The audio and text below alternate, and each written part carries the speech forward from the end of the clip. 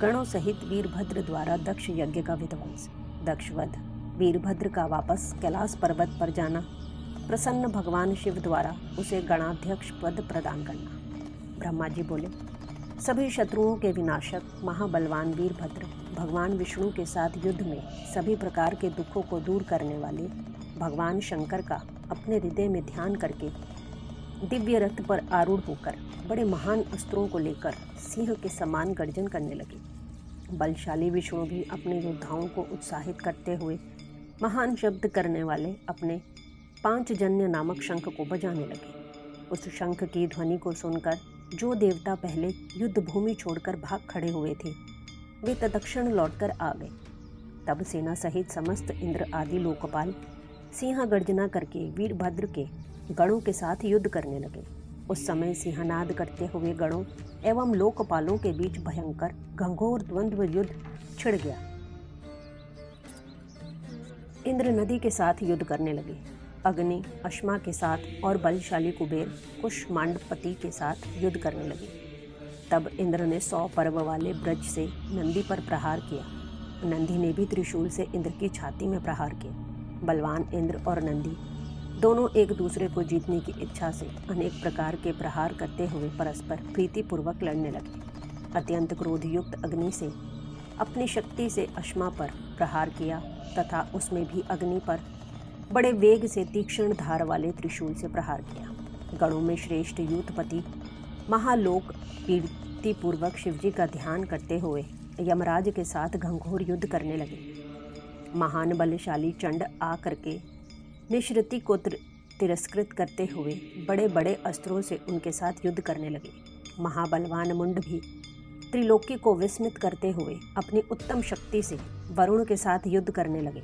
वायु ने अपने परम तेजस्वी अस्त्र से भृंगी को आहत कर दिया और प्रतापी भृंगी ने भी त्रिशूल से वायु पर प्रहार किया। वीर कुष्मांडपति ने पहुंचकर हृदय में आदरपूर्वक शिवजी का ध्यान करके कुबेर के साथ युद्ध करना प्रारंभ किया।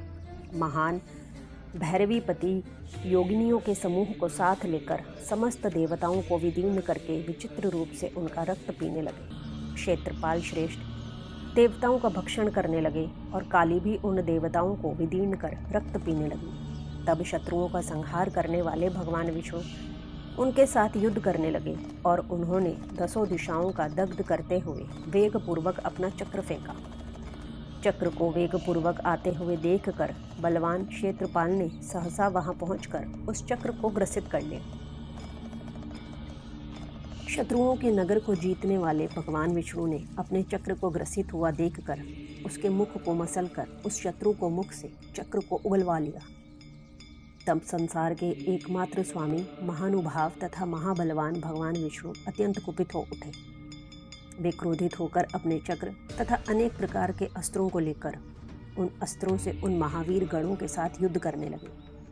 विष्णु ने प्रचंड पराक्रम के साथ भयंकर महायुद्ध किया। वे अनेक प्रकार के अस्त्र चलाकर प्रसन्नतापूर्वक उनके साथ युद्ध कर रहे थे। वे भैरव आदि गण भी अत्यधिक क्रोध में भरकर महान ओज से अनेक प्रकार के अस्त्रों को छोड़ते हुए उनके साथ युद्ध करने लगे। इस प्रकार अतुलनीय तेज वाले विष्णु के साथ होते हुए उनके युद्ध को देखकर भगवान बलवान वीरभद्र लौटकर उनके पास पहुंचकर विष्णु के साथ स्वयं युद्ध करने लगे। उसके बाद महातेजस्वी माधव भगवान विष्णु अपने चक्र को लेकर कुपित हो उन वीरभद्र के साथ युद्ध करने लगे। हे मुने, उस समय अनेक प्रकार के अस्त्र धारण करने वाले महावीर वीरभद्र तथा सागरपति विष्णु उन दोनों का रोमांचकारी घंघोर युद्ध होने लगा। विष्णु के योग बल से उनके शरीर से शंख, चक्र और गदा हाथों में धारण किए हुए असंख्य वीरगण प्रकट हो गए। विष्णु के समान ही बलशाली तथा नाना प्रकार के अस्त्रों को धारण किए हुए वे वीरगण वार्तालाप करते हुए वीरभद्र के साथ युद्ध करने लगे। वीरभद्र ने भगवान शंकर का स्मरण करके विष्णु के समान तेजस्वी उन सभी को अपने त्रिशूल से मारकर भस्म कर दिया। तत्पश्चात उन महाबली वीरभद्र ने युद्ध भूमि में ही लीलापूर्वक विष्णु की छाती पर त्रिशूल से प्रहार किया। हे मुने, पुरुषोत्तम श्रीहरि त्रिशूल के प्रहार से घायल होकर सहसा भूमि पर गिर पड़े और अचेत हो गए। तब पलयाग्नि के समान तीनों लोकों को जला देने वाला और वीरों को भयभीत करने वाला अद्भुत तेज उत्पन्न हुआ। पुरुष श्रेष्ठ श्रीमान भगवान विष्णु पुनः उठकर क्रोध से नेत्रों को लाल किए हुए अपने चक्र को उठाकर वीरभद्र को मारने के लिए खड़े हो गए। तब दीनता रहित चित्त वाले शिव स्वरूप वीरभद्र ने प्रलयकालीन आदित्य के समान महातेजस्वी उस चक्र को स्तंभित कर दिया। हे मुने, मायापति महाप्रभु शंकर के प्रभाव से विष्णु के हाथ में स्थित चक्र चल नहीं पाया, वह निश्चित रूप से स्तंभित हो गया था। तब भाषण करते हुए उन गणेश्वर वीरभद्र ने विष्णु को भी स्तंभित कर दिया और वे शिखर युक्त पर्वत के समान खड़े रह गए। हे नारद, वीरभद्र ने जब भगवान विष्णु को स्तंभित कर दिया तब यह देखकर याज्ञिकों ने स्तंभ से युक्त कराने वाले मंत्र का जप करके उन्हें स्तंभ से मुक्त कर दिया। हे मुने, तदनंतर स्तंभ से मुक्त होने पर शारंग नामक धनुष धारण करने वाले रमापति ने कुपित होकर बाण सहित अपने धनुष को उठा लिया। हे तात, हे मुने, उन वीरभद्र ने 3 बाणों से विष्णु के शारंग धनुष पर प्रहार किया और वह उसी क्षण 3 टुकड़ों में विभक्त हो गया। तब महावाणी द्वारा बोधित हुए विष्णु ने उन महागण वीरभद्र को असह्य तेज से संपन्न जानकर अंतर्धान होने का मन में विचार किया। सती के द्वारा किए गए आत्मदेह के समस्त परिणाम को, जो शत्रुओं के लिए असह्य था, जानकर सभी लोग सबके स्वामी स्वतंत्र शिवजी का स्मरण करके अपने गणों के साथ अपने अपने लोक को चले गए। मैं भी पुत्र के शोक से पीड़ित हो सत्यलोक चला आया और अत्यंत दुख से व्याकुल होकर विचार करने लगा कि मुझे अब क्या करना चाहिए। मेरे तथा श्री विष्णु के चले जाने पर जो भी यज्ञोपवीजी देवता थे, मुनियों सहित उन सबको शिवगणों ने जीत लिया। उस उपद्रव को और महायज्ञ को विध्वस्त हुआ देखकर यज्ञदेव अत्यंत भयभीत हो मृग का रूप धारण करके भागने लगे। मृग रूप में आकाश की ओर भागते हुए उन यज्ञ को वीरभद्र ने पकड़कर सिर विहीन कर दिया। उसके बाद महागण वीरभद्र ने प्रजापति, धर्म, कश्यप, अनेक पुत्रों वाले मुनीश्वर, अरिष्टनेमि, मुनि अंगिरा, प्रशासव तथा महामुनि दत्त के सिर पर पैर से प्रहार किया। प्रतापी वीरभद्र ने सरस्वती तथा देव माता अदिति की नासिका के अर्घ भाग को अपने नखार्ग से विदीर्ण कर दिया। तत्पश्चात क्रोध के कारण चढ़ी हुई आंखों वाले उन वीरभद्र ने अन्यान्य देवताओं को भी विदीर्ण कर उन्हें पृथ्वी पर गिरा दिया। मुख्य देवताओं और मुनियों को विदीर्ण कर देने पर भी वे शांत नहीं हुए। महान क्रोध से भरे हुए वे नागराज की भांति सुशोभित हो रहे थे। जैसे सिंह वन के हाथियों की ओर देखता है, उसी प्रकार शत्रुओं को मारकर भी वे वीरभद्र सभी दिशाओं में देखने लगे, कौन शत्रु कहाँ है। उसी समय प्रतापी मणिभद्र ने भृगु को पटक दिया और उनकी छाती पर पैर से प्रहार करके उनकी दाढ़ी नोच ली।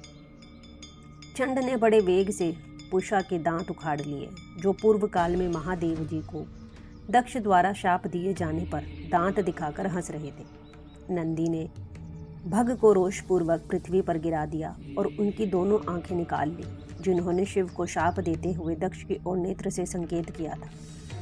गणेश्वरों ने स्वधा, स्वाहा, दक्षिणा, मंत्र, तंत्र तथा अन्य जो भी वहां उपस्थित थे सबको तहस नहस कर दिया। उन गणों ने क्रोधित होकर विताना अग्नि में विष्ठा की वर्षा कर दी। इस प्रकार वीरगणों ने यज्ञ की ऐसी दुर्गति कर दी जिसका वर्णन नहीं किया जा सकता। ब्रह्मपुत्र दक्ष उनके भय के मारे अंतवेदी के भीतर छिप गए थे। वीरभद्र पता लगाकर बलपूर्वक उन्हें खींच लाए। उनका गला पकड़कर उन्होंने उनके मस्तक पर तलवार से आघात किया, परंतु योग के प्रभाव से उनका सिर फटा नहीं, अभेद्य ही रह गया। तब उनके सिर को अस्त्र शस्त्रों से अभेद्य समझकर उन्होंने पैरों से दक्ष की छाती को दबाकर हाथ से सिर को तोड़ दिया। तदनंतर गणों में श्रेष्ठ वीरभद्र ने उन शिवद्रोही दुष्ट दक्ष के उस सिर को अग्निकुंड डाल दिया। उस समय वीरभद्र अपने हाथ में त्रिशूल घुमाते हुए इस प्रकार शोभित हो रहे थे, मानो युद्ध भूमि में सर्वतांगनी सबको जलाकर क्रोध में भरी हुई पर्वत के समान स्थित हो। जिस प्रकार प्रज्वलित अग्नि पतंगों को जला डालती है, उसी प्रकार वीरभद्र ने क्रोधित होकर बिना परिश्रम किए ही इन सबको मारकर अग्नि से जला डाला। तत्पश्चात दक्ष आदि को जलाकर वीरों की शोभा से युक्त त्रिलोक्य को गुंजित करते हुए वीरभद्र ने भयानक अट्टहास किया।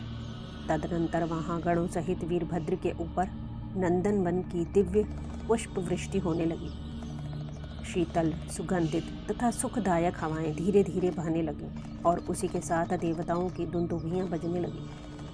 तदनंतर घोर अंधकार का नाश करने वाले सूर्य की भांति वे वीरभद्र दक्ष और उनके यज्ञ का विनाश करके कृतकार्य हो तुरंत कैलाश पर्वत पर चले। कार्य को पूर्ण किए हुए वीरभद्र को देखकर परमेश्वर शिवजी मन ही मन प्रसन्न हुए और उन्होंने वीरभद्र को गणों का अध्यक्ष बना दिया। इस प्रकार श्री शिव महापुराण के अंतर्गत द्वितीय रुद्र संहिता के द्वितीय सतीखंड में यज्ञ विध्वंस वर्णन नामक 37वां अध्याय पूर्ण हुआ।